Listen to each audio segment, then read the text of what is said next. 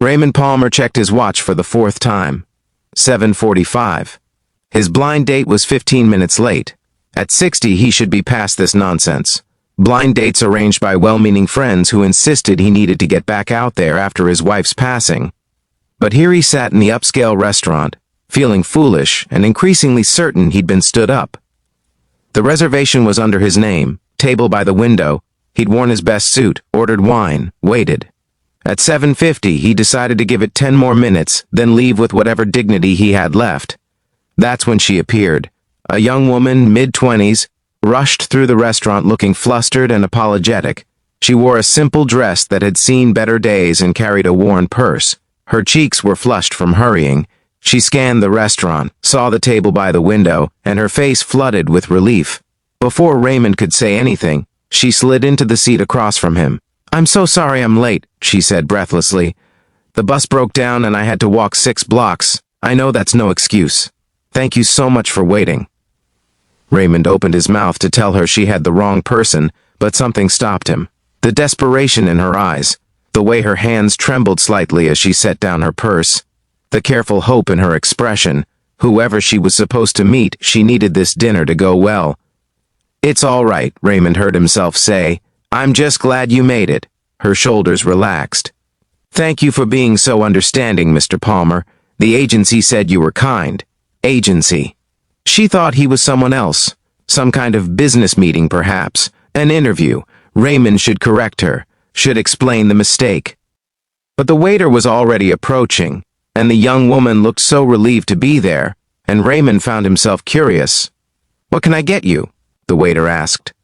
The young woman studied the menu with barely concealed anxiety. Raymond could see her looking at the prices, doing mental calculations. "Just water for me," she said. "I'm not very hungry." "Nonsense," Raymond said gently. "Please order whatever you'd like. This is my treat." She looked at him with such gratitude it made his chest ache. "Are you sure?" "Absolutely." She ordered the least expensive entree on the menu. Raymond ordered for himself, then turned his attention back to her. "I don't think we've been properly introduced," he said. "I'm Raymond." "I'm Sophie," she replied. "Sophie Gardner. The agency said you were looking for someone to help with a state organization?" "I brought my references." She pulled out a worn folder with papers inside. Raymond understood now. This was a job interview. She'd been sent by some agency to meet a potential employer. That employer wasn't him. "Sophie," Raymond began carefully, "I think there may have been a miscommunication." Her face fell. "Oh no. Is this not the right day? I have it written down, Friday the 15th, 7:30 at Marcello's." "Today is the 15th, Raymond confirmed. "And this is Marcello's. But I'm not the person you're supposed to meet." Sophie went pale. "What? But the reservation was under Palmer." "My reservation is under Palmer," Raymond said gently. "But I was supposed to be meeting someone else. A blind date that didn't show up. You're looking for a different Palmer." Sophie stood abruptly, mortification written across her face. "I'm so sorry. I should go. I've wasted your time." "Wait," Raymond said. "Sit down, please. The food is already ordered. And I have a feeling your actual appointment is at a different Marcello's. There are 2 in the city." Sophie sank back into her chair, pulling out her phone with shaking hands. "Oh God, you're right. Marcello's on 5th Street. I'm at the one on Oak. How could I be so stupid?" "You're not stupid," Raymond said firmly. "You're human. It's an easy mistake. I can't believe this. Mr. Harrison is probably sitting there thinking I stood him up. This was my chance to get steady work. I need this job so badly." Her voice cracked. Raymond saw tears threatening. "How far is the other location?" he asked. 20 minutes by bus. But the buses stopped running that route an hour ago. I'd have to take 2 transfers. I won't make it in time." Raymond made a decision.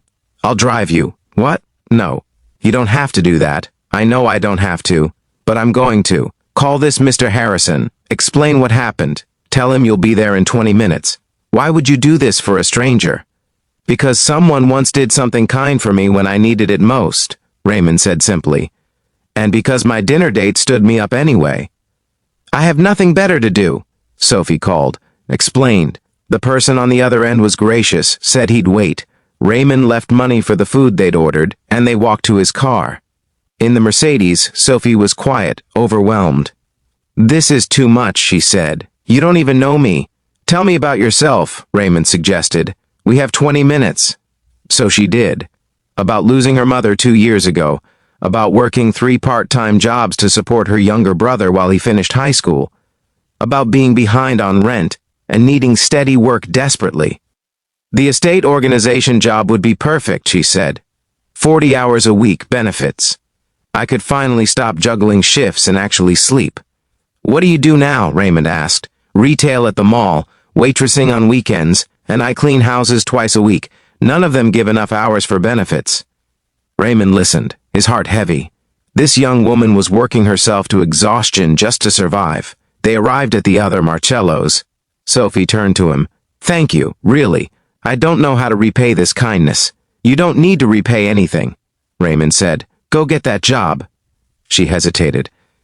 "Can I ask why you were on a blind date? You seem like someone who wouldn't need help meeting people." Raymond smiled sadly. "My wife passed away 2 years ago. My friends think I'm lonely. They're probably right. But blind dates feel like betraying her memory somehow. I don't think love works that way," Sophie said softly. "My mom told me before she died that love doesn't run out, that letting someone new in doesn't mean pushing the old love out. They both fit." Raymond felt his eyes sting. "Your mother was wise." "She was," Sophie agreed. "I hope I get to be half as wise someday." She squeezed his hand quickly, then got out of the car. Raymond watched her rush into the restaurant. He should leave, go home, forget this strange evening. Instead, he waited. 45 minutes later, Sophie emerged, her face radiant. She saw his car still parked and walked over, confused. "You waited?" "I wanted to make sure you got the job," Raymond said. "I did," Sophie said, tears streaming down her face. "I start Monday, full-time, benefits. Mr. Harrison is elderly and needs help organizing 40 years of documents. It's perfect." "I'm so glad," Raymond said genuinely. "Why did you wait?" Sophie asked. "You didn't have to." Raymond was quiet for a moment. "Because in a strange way, you saved my evening too. I was sitting there feeling sorry for myself, stood up and alone. Then you appeared, so full of hope despite everything you're going through. You reminded me that there are bigger problems than a failed blind date." Sophie smiled through her tears. "Can I buy you coffee sometime? To say thank you properly? I know a place that's cheap and the coffee is actually good." "I'd like that," Raymond said. 3 weeks later, they met for coffee at Sophie's favorite diner. She told him about her new job, how kind Mr. Harrison was.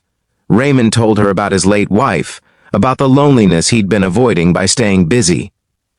"You know what's funny?" Sophie said. "That night I sat at the wrong table was the best mistake I ever made. Why? Because I met someone who showed me that kindness still exists, that not everyone is just trying to survive, that some people actually help strangers for no reason except it's the right thing to do." Raymond smiled.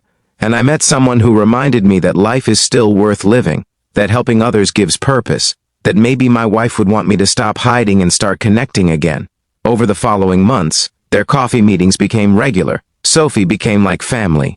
Raymond helped her brother apply to college, wrote a recommendation letter. Sophie helped Raymond sort through his wife's belongings, something he'd been avoiding for 2 years. "You don't have to erase her to move forward," Sophie said gently as they packed away photos. "You can keep her memory and still make new ones." On the anniversary of his wife's death, Sophie showed up at Raymond's house with soup and company. "I remember what the second anniversary of losing my mom felt like," she said simply. "You shouldn't be alone." Raymond realized then that this young woman who'd stumbled into his life by mistake had become one of the most important people in it. Not romantically, but something deeper. A connection forged in kindness that had grown into genuine care. Sometimes the best relationships start with mistakes. Sometimes sitting at the wrong table leads you exactly where you need to be. If this story warmed your heart, please like, share, and subscribe. Comment about an unexpected encounter that changed your life. Sometimes the people we're meant to meet find us in the strangest ways.